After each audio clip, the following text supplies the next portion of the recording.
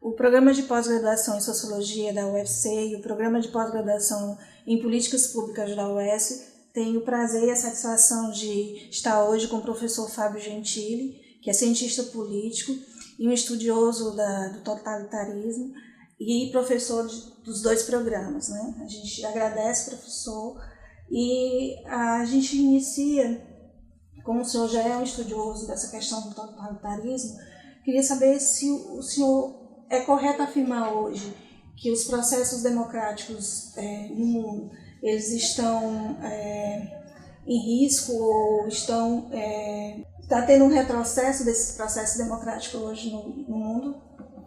Então, em primeiro lugar, agradeço muito o convite, Andrea, e realmente fico feliz de estar aqui, porque eu acho que o nosso papel de cientistas é entrar nessa disputa ideológica, política, que se fala o uso público do passado, que não é apenas uma coisa negativa, porque realmente se nós estamos assistindo a uma manipulação também do passado. No Brasil, nesta época, estamos assistindo a uma conjuntura muito complexa. O próprio governo nos últimos dias fez algumas declarações sobre questões que são objeto de análise histórica, de debate entre os historiadores. Mas eu acho que nós, cientistas, não podemos subtrair a entrar nesse debate. Não podemos pensar que a história, o passado, é apenas de competência dos pesquisadores, dos cientistas, mas também nós temos um papel de formar as jovens gerações, também passar informações, esclarecer. Então eu acho que aquele que alguns anos atrás se costumava falar o uso público da história como algo negativo, quer dizer, a história pertence aos historiadores. É tudo que vai nessa esfera do uso público é negativo porque é manipulado, é simplificado, é objeto de um revisionismo que não tem nenhum fundamento científico. Mas eu acho que também tem isso. Mas se a gente fica isolada no seu mundo acadêmico, também não está fazendo o seu próprio papel, o seu papel de esclarecer as consciências e passar informações. Então nós precisamos entrar nesse debate e por isso que eu fico feliz que você me convidou e que essa entrevista vai também passar nas redes sociais. Nós precisamos precisamos entrar nesse espaço. Então, voltando ao que você a sua primeira pergunta, eu quero dizer que nós estamos assistindo a uma crise da democracia. Claro que quando falamos de uma tendência totalitária, precisamos tomar cuidado com as categorias, porque, como você sabe, o conceito de totalitarismo foi utilizado, discutido para pensar a ditadura nazista, a ditadura comunista e, de acordo com alguns pesquisadores, estudiosos, também o fascismo italiano. Então, com alguns traços que esses regimes têm em comum e também com algumas diferenças, claro, diferenças bem também profundas assim. Então, eu diria que há, sem dúvida, um perigo de esvaziamento da democracia, mas esse esvaziamento, nós estamos observando hoje, está dentro do próprio processo democrático. Então eu não diria que há um perigo de uma ditadura totalitária. De repente pode tomar o poder. Mas há um perigo que esses movimentos que estão crescendo muito, estão ganhando poder em muitos países da Europa, nos Estados Unidos, aqui na América Latina, estão destruindo a democracia, mas por dentro, até participando das eleições e até se apresentando como legítimos representantes do povo. Tanto que muitos estão voltando a utilizar a categoria de populismo, que para mim é um pouco ambígua, mas que está muito na moda hoje no debate das ciências sociais. Estão se utilizando dos próprios instrumentos democráticos para acender o poder e minar um pouco também as questões da democracia. Sim. E não há dúvida que eu compartilho esta tese. Então, acho que a sua pergunta foi bem colocada. Não há dúvida que esses movimentos, que podemos também dizer, vamos dizer, populistas, é o caso de Bolsonaro no Brasil, mas o próprio Trump nos Estados Unidos, e na Europa, de forma específica na Itália, nós temos também um governo, uma parte do governo é de direita e também tem esta ideologia populista. Nós podemos dizer que, eu compartilho esta tese, o populismo e o próprio fascismo totalitário têm uma raiz comum. Só que, enquanto a tendência é criar uma ditadura totalitária, o populismo ele surgiu dentro da crise da democracia representativa e está esvaziando a democracia, está destruindo as instituições tradicionais da democracia, a representação, partidos e a mediação institucional. E fragilizando também a participação. E também fragilizando, esvaziando também de conteúdo a participação.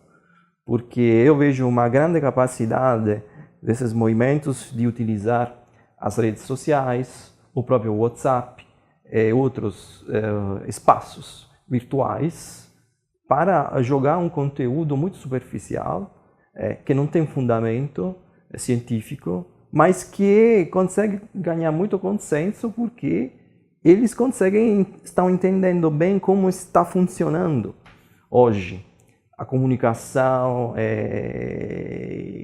Então eu diria que a rede social ajudou muito esses movimentos a ganhar um poder, sem dúvida. Sem redes sociais, sem internet, sem redes sociais, eu acho que eles teriam muita mais dificuldade em uma sociedade tradicional de chegar no poder. Poderiam até ter consenso, crescer, mas chegar no poder, eu acho que seria mais difícil para eles. E fazendo um link com o Brasil, né, a partir da eleição do ano passado e com a vitória do candidato Bolsonaro, com todos os seus conceitos, e que ele vem disseminando muito pelas redes sociais, como é que o senhor verifica então, o Brasil nesse contexto frente a essas questões? Sim. Então, eu acho que não há dúvida que esta é uma estratégia que ganhou muito consenso, porque este movimento da nova direita brasileira que se aglutinou em torno da figura do Bolsonaro e sustentou ele até chegar a ganhar as eleições, é um movimento que utilizou muito as redes sociais, o Facebook, enfim, soube aproveitar muito desses canais de comunicação aqui. E também um dos elementos que também ajudou muito, e eles aproveitaram muito, para construir a própria ideologia, foi a recusa do Partido dos Trabalhadores, o antipetismo como elemento aglutinador de todos esses setores da direita, que vai de um liberalismo conservador, chega até uma direita radical fascista, mais marginal, mas que tem um papel também. E passa também pelos movimentos religiosos, os evangélicos, assim. Enfim, tem uma ampla frente que se coalizou, utilizando o antipetismo como um valor fundamental da própria ideologia e também fazendo uma estratégia de apropriação do passado ditatorial, da ditadura. E há um claro projeto de normalizar, legitimar a ditadura militar como um movimento que salvou o país naquela década de 60 de um perigo de uma revolução comunista no país, então de um totalitarismo que estava tentando de ganhar o poder no país, e daí os militares se posicionaram à defesa da nação brasileira. Essa é a leitura que hoje Bolsonaro e seus colaboradores no governo estão tentando de legitimar nesta disputa pelo uso público da história. Normalizar a ditadura militar dentro da história brasileira. E daí você vê como já Bolsonaro vem fazendo isso há muitos anos, e hoje com mais força, assim, porque ele está no poder, elogiando a ditadura, negando os crimes, as torturas, as persecuções, a tragédia da ditadura, e retomando de uma certa forma a própria estratégia dos militares, que uma vez que eles perceberam que não dava mais para ficar no poder, porque as teve mudanças assim, mudanças na política mundial e também na sociedade brasileira, não dava mais para se manter no poder, já abriram o caminho da normalização da própria ditadura, da própria história. Por exemplo, a ideia de apresentar, já durante a ditadura militar, os opositores da ditadura e os ditadores como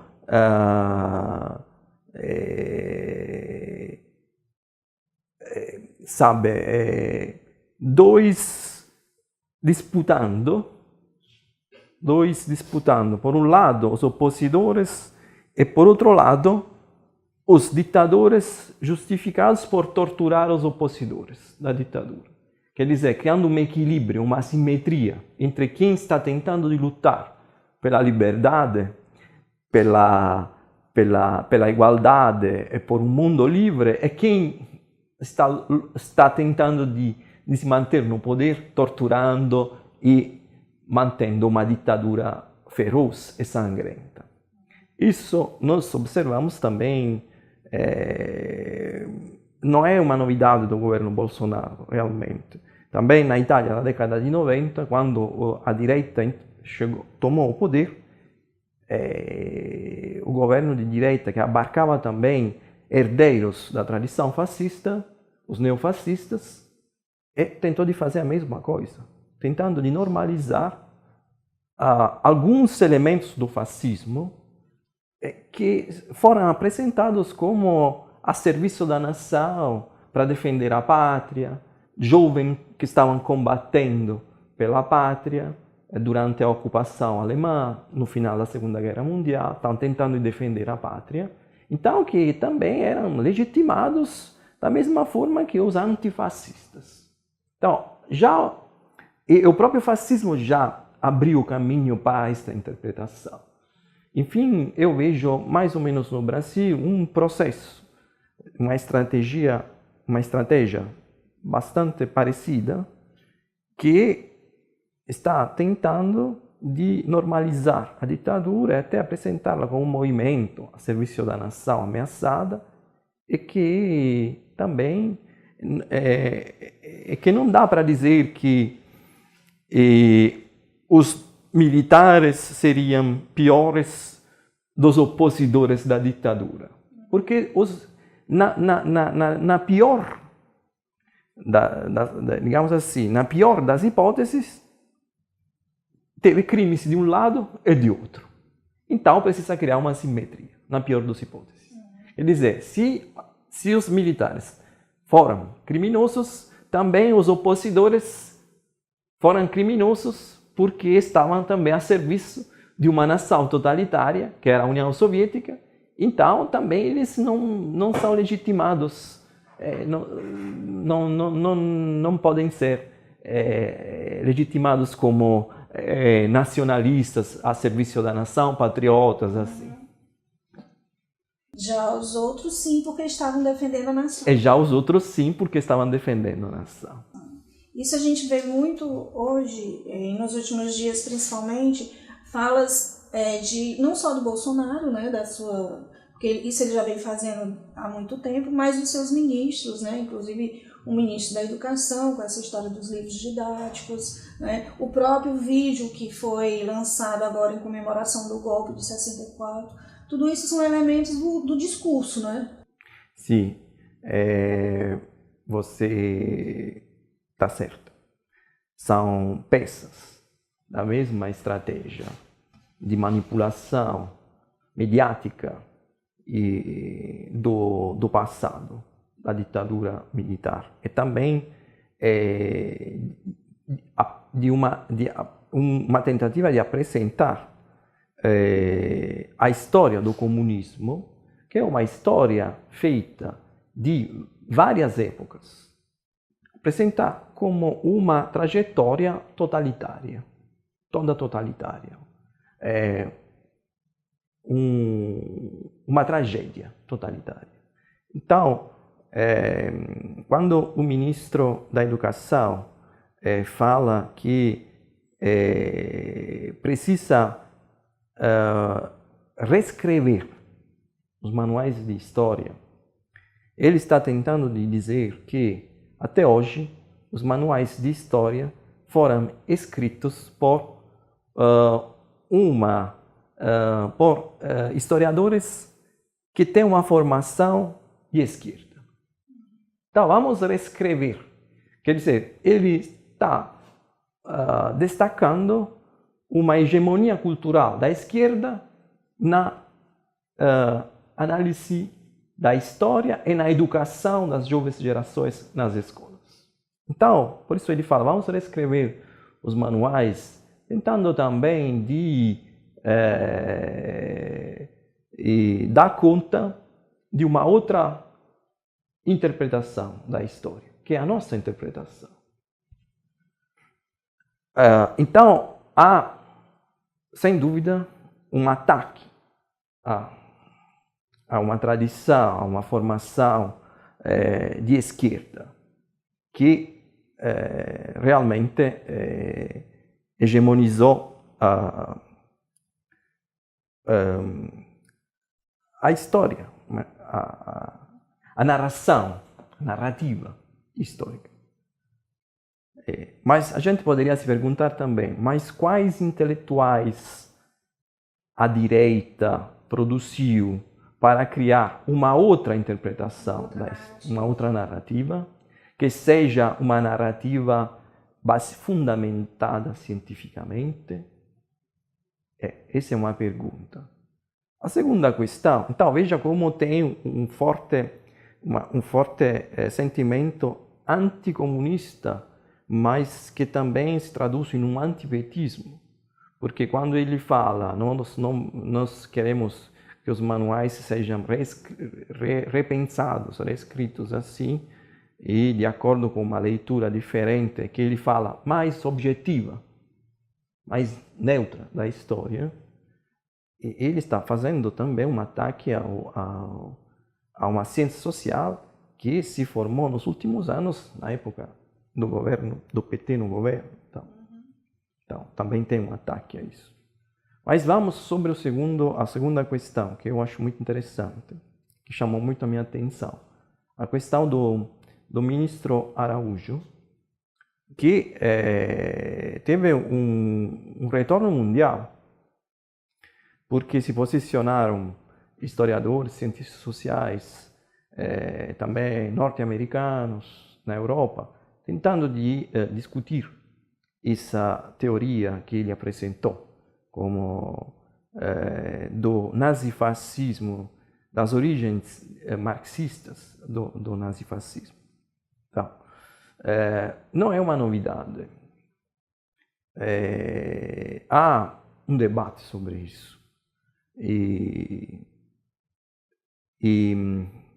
se você vai na mídia, se você vai no YouTube, você encontra muitos desses jovens intelectuais, digamos assim, da nova direita, publicando materiais, vídeos assim, sobre essa origem marxista do nazifascismo. E o próprio intelectual, digamos, aquele que se apresenta como o grande intelectual da direita atual, Olavo de Carvalho, sustenta essa teoria. Vamos tentar esclarecer um pouquinho, porque a questão é muito complexa e delicada. E se nós vamos às origens do fascismo e do nazismo, então, não há dúvida, no caso do fascismo, que ele teve uma vinculação, uma ligação com o socialismo. Então, descartaria, porque não há uma evidência histórica, uma ligação do fascismo e do nazismo com o marxismo e com o comunismo. Mas, no caso do fascismo, há uma vinculação do fascismo com o socialismo nacionalista.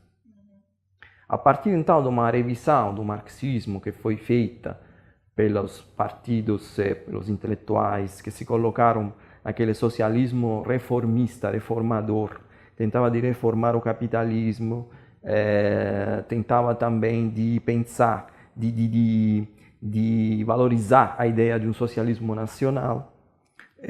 O fascismo, de uma certa forma, retoma alguns dos elementos, porque o próprio ditador Benito Mussolini, antes de se tornar o chefe, o fundador do fascismo, ele vem de uma trajetória socialista radical. Mas precisamos tomar cuidado muito com isso, porque uma vez que Mussolini cria o fascismo, ele já recusou totalmente a sua trajetória socialista. Apenas incorpora algumas coisas, mas em uma função de luta contra o próprio socialismo, pelo controle da classe trabalhadora. Daí o fascismo vai se apresentando como um movimento social. O nacionalismo social é uma terceira via entre o liberalismo em crise e o coletivismo soviético. Daí é nesta ideia de uma terceira via nacionalista, corporativista e social que o próprio fascismo cria o seu mito de ser um movimento social, com uma tradição, uma vinculação com o socialismo. Então, é uma estratégia muito sofisticada de entrar num espaço político e ganhar o consenso, um espaço político que era monopolizado pelos socialistas e pelos católicos. E daí o fascismo entra nesse espaço se apresentando como social. Agora, é claro que esse social ele é incorporado dentro de uma ditadura totalitária, que sufoca qualquer espaço de liberdade, sufoca totalmente a classe trabalhadora, incorpora a classe trabalhadora. Ele constrói este mito. E este mito sobrevive à própria história do fascismo, tanto que muitos historiadores, bem antes do ministro Araújo, e com muita mais propriedade dele, porque estudaram esses fenômenos, e apenas não é que foram buscando essas informações no YouTube, mas estudaram, apresentaram esta teoria das raízes socialistas do fascismo, que foi alvo de um debate, assim, com posicionamentos. Agora, no caso do nazismo, eu excluiria totalmente isso, porque não há nas raízes do nazismo intelectuais, teóricos, o próprio Hitler, que vem do socialismo, da social-democracia tedesca, alemã. Não há nada de tudo isso. Na origem do nazismo existe um projeto de formação de um Estado racial, totalitário, antissemita e também de combate ao marxismo. O nazismo das origens combate de forma muito sangrenta e feroz os opositores do nazismo, marxistas, socialistas, católicos, até que os primeiros campos de concentração que foram criados na própria Alemanha, e que não são propriamente campos, depois você tem o campo de extermínio, mas os primeiros campos de concentração são para os opositores políticos do regime totalitário nazista. E você encontra... Foram os primeiros perseguidos, né? Marxistas, socialistas, católicos e outras minorias também. No caso do fascismo também há uma perseguição dos socialistas na origem, embora, como falei, há algumas vinculações, até alguns socialistas, claro, são pouquíssimos, socialistas que entendem que o fascismo está tendo essa política social, está tendo essa origem social, até antiburguesa, anticapitalista, e caem um pouco nessa jogada. Até eles entram no fascismo, com esta posição aqui, anticapitalista, antiburguesa. Mas, como eu estava te falando, são uma minoria pequena e também não tem uma grande influência sobre o próprio Mussolini. Se apresentam como uma vertente que fica no fascismo, assim, reproduzindo este mito da origem fascista, antiburguesa, anticapitalista, mas tem muito, claro, uma grande influência. Foi alvo de debate aos historiadores. Há uma historiografia de direita que tentou de valorizar muito este fascismo de esquerda socialista. Há um fundamento, é muito interessante, sem dúvida, mas que claro, não podemos chegar a dizer que o fascismo e o nazismo têm uma origem na esquerda ou até no marxismo. Quando um dos argumentos que é utilizado é o Partido Nacional Socialista. Então, já a palavra socialismo, nacional-socialismo, chama atenção e muitos falam, veja como o nazismo retorna. Mas é uma estratégia ideológica, como foi feito pelo fascismo, de retomar e utilizar o nacional-socialismo para subtrair espaço à social-democracia tedesca alemã e tentar de ganhar consenso na classe trabalhadora. É isso que é feito também na Alemanha. Então, para finalizar, não vejo nenhuma evidência de uma tradição, de uma raiz marxista na origem do nazismo e, no caso do fascismo italiano, algumas vinculações. Se é para dizer onde se colocam o fascismo e o nazismo dentro daquele esquema tradicional direita e esquerda, eu diria que eles se colocam mais próximos da direita. No caso do fascismo, até algumas vinculações, tensões com a esquerda e com o socialismo. No caso do nazismo, há uma aproximação clara com a direita, embora os dois mantenham uma tensão com a direita, porque o nazismo e o fascismo, eles não são regimes conservadores tradicionais. E compartilham algumas ideias, por exemplo, com o movimento monárquico. os monarquistas, os conservadores clássicos, os liberais clássicos, mas ao mesmo tempo tentam de fazer uma coisa diferente. Então geram também uma tensão com a direita, mas não, é claro que se colocam mais próximos da ideologia da direita, claro isso. Por isso que essa fala do ministro repercutiu tanto, né, mundo afora, porque realmente não é algo de consenso e que está realmente na origem. Sim, não é algo que há um consenso, há um debate sobre isso já há muitos anos, sobre estas questões, e não há nenhuma evidência que possa comprovar o que o ministro falou. Trata-se então de uma tentativa de manipulação mais mediática e ideológica da história em função de um projeto político em andamento. Eu até posso entender. É normal que um governo faz isso, quer dizer, tenta de se apropriar do passado. Mas realmente de uma forma muito superficial, muito grosseira também. E, enfim, é por isso que nós precisamos aqui esclarecer e entrar nesta disputa, entrar no debate. Não podemos deixar, porque essas foram tragédias, não foram brincadeiras. E que a história traz de lições importantes para a gente analisar e refletir sobre esse momento em que tanto o Brasil, como o senhor mesmo falou, alguns países vêm passando com esse avanço do conservadorismo? Eu acho que a história, o passado vive no presente. E cada conjuntura do presente, ele impõe realmente uma revisão do passado.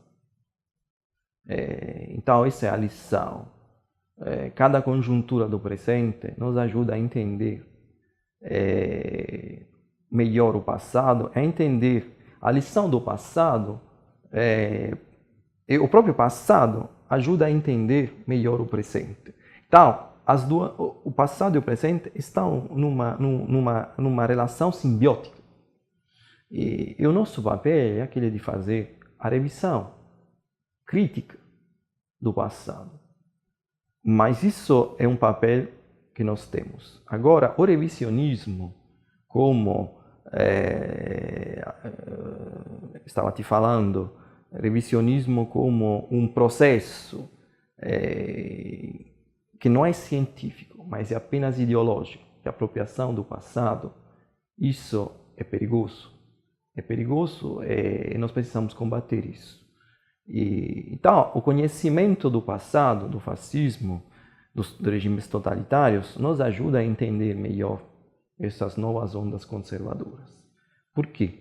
Por mesmo que nós podemos discutir, e foi discutido muito durante as eleições, a natureza fascista, autoritária, populista do próprio Bolsonaro.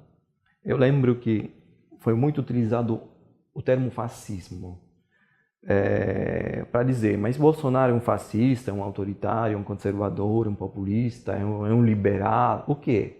Dá para dizer que ele é fascista? Agora, além de todas essas classificações, que são complexas, e são difíceis também, estudar o fascismo nos ajuda a entender como hoje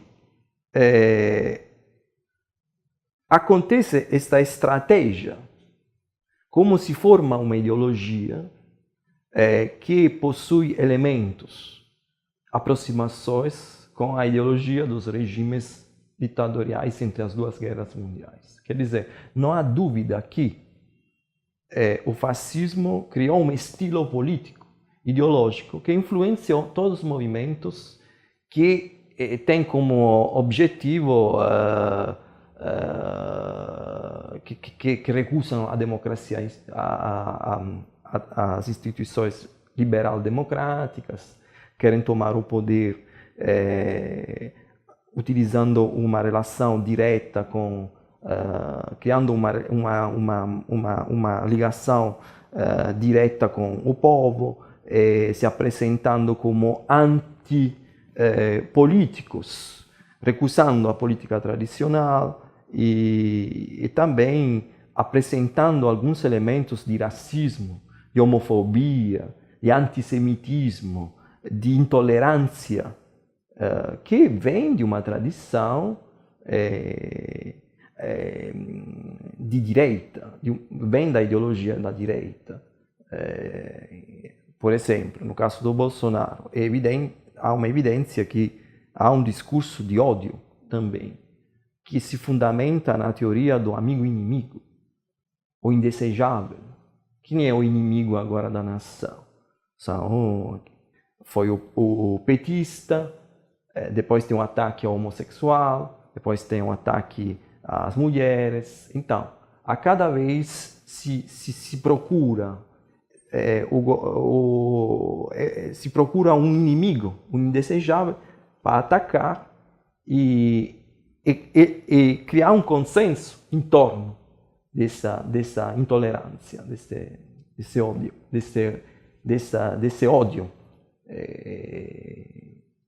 Então, não há dúvida que a lição do passado nos ajuda a entender esses processos. Mais alguma coisa, professor? Mais algum elemento que você acha importante destacar nesse processo? Eu destacaria que nós estamos em uma conjuntura complicada, realmente. Estamos, assim, preocupados, porque eu também estou preocupado quando, apesar dessas declarações que todos os dias estão sendo feitas, estou preocupado também quando estou sabendo que há muitos militares nos cargos estratégicos do governo, lidando com questões como a educação e outras também questões, que são questões complexas. Então, estou preocupado com isso. É claro que a minha cabeça volta atrás na ditadura militar ou no fascismo, por ser eu italiano que estudei o regime fascista. Então, isso gera muita preocupação. Mas, além disso, como falei no começo dessa nossa entrevista, tem também a questão que nós precisamos, de uma certa forma, de aproveitar desta conjuntura delicada, assustadora, porque ela também oferece oportunidade. A nossa oportunidade é entrar nessa luta pelo espaço, para disputar o espaço público e político e fazer com as nossas armas, que são as armas do conhecimento, armas do sacrifício do conhecimento e não de uma leitura superficial e ideológica e sem nenhum fundamento histórico. Okay. Muito obrigado. Obrigada, agradecemos ao professor e ficamos por aqui.